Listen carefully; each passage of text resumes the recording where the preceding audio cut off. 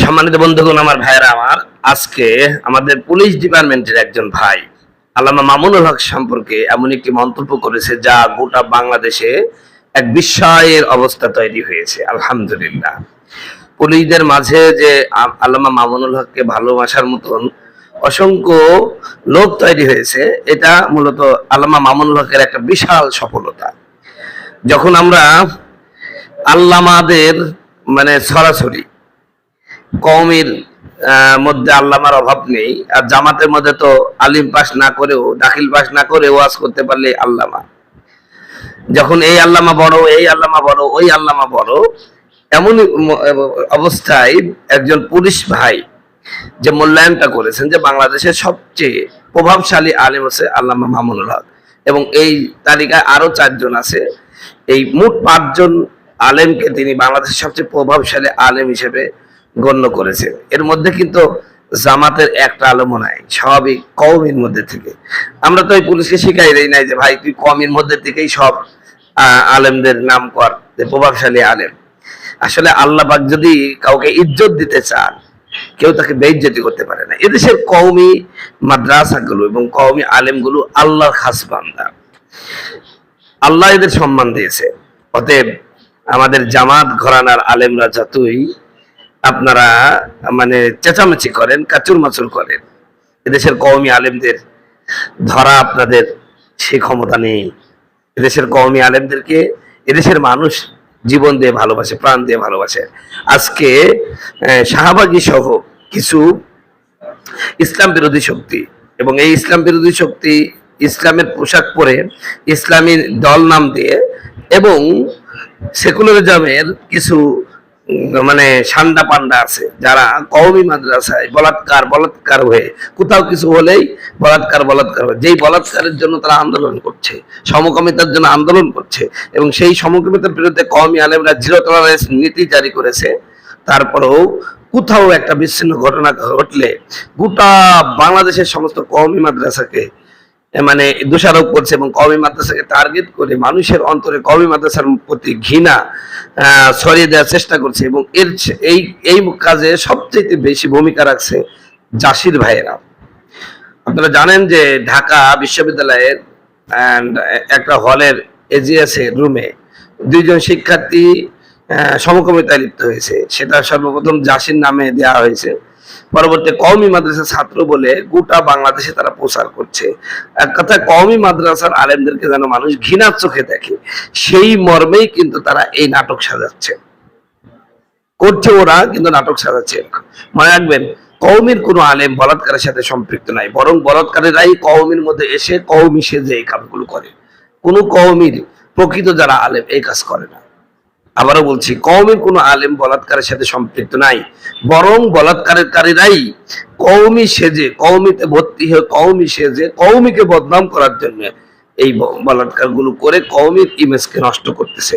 অতএব বাংলাদেশের প্রতিটা কওমি মাদ্রাসায় আবাসিক যে ছাত্রগুলো থাকে, সেখানে আপনারা একটা কাজ করেন, কঠোর নিরাপত্তা, কঠোর তদারকি, কঠোর পর্যবেক্ষণ, এবং কওমিতে যে সমস্ত শিক্ষক আবাসিক রয়েছে তাদেরকে বউ ছাড়া থাকতে দেবেন না। কষ্ট হলেও তারা পাশে বাসা ভাড়া নিক, আপনারা বেতন একটু বাড়াই দেন, পাশে বাসা ভাড়া নিক, তার বউ নিয়ে থাকুক। খবরদার কোনো শিক্ষককে মাদ্রাসায় সার্বক্ষণিক থাকতে দেবেন না, কারণ এই ষড়যন্ত্র মোকাবেলা করতে হলে এর বিকল্প আমি নাই। আর যেই হুজুর যদি এই কামে লিপ্ত হয়, তাকে ধরার সাথে সাথে কঠোর শাস্তি দেন, কোরআনিক স্টাইলে শাস্তি দেন। আশা রাখা যায় বর্তমান পরিবেশ যে ভালো, এই যে কওমি মাদ্রাসায় যারা এরকম বলাৎকারের ঘটনা ঘটাচ্ছে, এদেরকে যদি কোরআনিক আইনে বিচার করা যায়, বাংলাদেশে এ নিয়ে তো কোনো সমস্যা হবেই না, বরং বাংলাদেশের মানুষ বাহবা দেবে ইনশাআল্লাহ। এই জন্য আমি কওমি আলেমদেরকে বলছি, আপনারা কোরআনের সংবিধান বাংলাদেশে কায়েম করতে চান, কোরআনিক শাসন চান, তাই আমাদের মধ্যে থেকেই এই বিচারটা শুরু হোক। আপনারা কি বলেন? এই বিচারটা শুরু হোক যে কওমি মাদ্রাসায় যদি প্রমাণ হয়, সচক্ষে প্রমাণিত হয়, এবং 4 জন যদি সাক্ষী দেয় যে অমুকে বলাৎকার করেছে এবং দেখেছে, প্রমাণ হলে কোরআনিক স্টাইলে তাদের বিচার করে দেন। ইনশাল্লাহ বাংলাদেশের কওমি মাদ্রাসা ইনশাল্লাহ দুর্নাম মুক্ত হবে। বাংলাদেশে কওমি মাদ্রাসাগুলো এই অপবাদ থেকে মুক্ত হবে ইনশাআল্লাহ। তো যাই হোক, বাংলাদেশের সবচেয়ে প্রভাবশালী আলেমের নাম কি? আল্লামা মামুনুল হক। আলহামদুলিল্লাহ, আল্লামা মামুনুল হক, আপনি এগিয়ে চলেন, আমরা আপনাদের সাথে আছি ইনশাআল্লাহ। আমার বন্ধুগণ, আমার ভাইয়েরা, এমন একটা অবস্থা হয়ে গেল হযরতে আবু তালহার পরিবারে খাবার নাই, এমন একটা অবস্থা হয়ে গেল, পোশাকও নাই, একটা মাত্র চাদর। ওই চাদরটা তিনি পরিধান করলে স্ত্রীকে উলঙ্গ থাকা লাগে, স্ত্রী পরিধান করলে স্বামীকে উলঙ্গ থাকা লাগে। আমার মা বোনেরা, পর্দার মা, আমি তোমার সন্তান হিসাবে ওয়াজ করে গেলাম গো মা, একটু দিল খুলে করে কানটা খুলে একটু মনটা নরম করে আমার এই কথাগুলো শোনো মা। কিয়ামতের ময়দানে হযরতে আবু তালহার স্ত্রীকে যদি তোমার বিরুদ্ধে দাঁড় করায় দেয়, তুমি কিন্তু জবাব দিতে পারবা না। শোনো রে মুসলমান, হযরতে আবু তালহার একটা মাত্র পোশাক, এই পোশাকটা তিনি পরিধান করলে স্ত্রীকে উলঙ্গ থাকা লাগে, স্ত্রী পরিধান করলে স্বামীকে উলঙ্গ থাকা লাগে। এমন কঠিন পরিস্থিতি কিন্তু নামাজ ছাড়ে না। একদিনের ঘটনা, হযরতে তালহা এবং তার স্ত্রী দুজনে ঘুমায় আছে। ফজরে হযরতে বিলাল আযান দেয়, আসসালাতু খায়রুম মিনান নাওম। হযরতে তালহার ঘুম ভেঙে গেল, স্ত্রীকে ডাক দেয়া বলেন, প্রাণের স্ত্রী, ওই যে বিলাল আযান দিয়া দিয়েছে, উঠো, তোমার পরনের কাপড়টা খুলে দাও, আমি পরে গিয়া আমার নবীজির পিছনে নামাজ পড়বো। বলেন সুবহানাল্লাহ। স্ত্রী কোনো হয় না, এইরকম মুহূর্ত যদি আসে, একটা মাত্র চাদর, যেই চাদরটা স্ত্রী পরলেন, স্বামীকে উলঙ্গ থাকা লাগে, স্বামী যদি পরে স্ত্রী উলঙ্গ থাকা লাগে, এমন পরিস্থিতি যদি হয়, আমাদের বউ কি একটাও টিকবে নাকি ভাই? আরো জোরে বলেন। বলবে, মেনসি তুই থাক, আমি চললুম।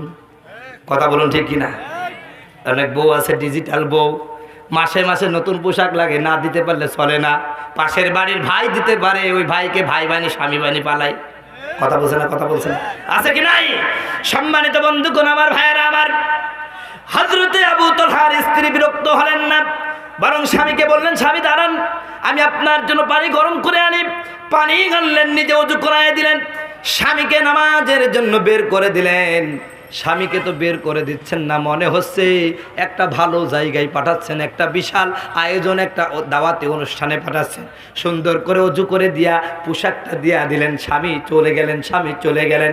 এমন তো অবস্থায় আমার বন্ধুগণ, আমার ভাইয়েরা, পিছন দিক দিয়ে বলেন, প্রাণের স্বামী, আল্লাহ নবী যখন নামাজ শেষ করবেন, আপনি যেন বসে থাকেন না, আপনি তাড়াতাড়ি করে বাড়িতে ব্যাক আসবেন, আপনার ওই কাপড়টা পরে আমি ফজরের নামাজ পড়বো। বলেন সুবহানাল্লাহ।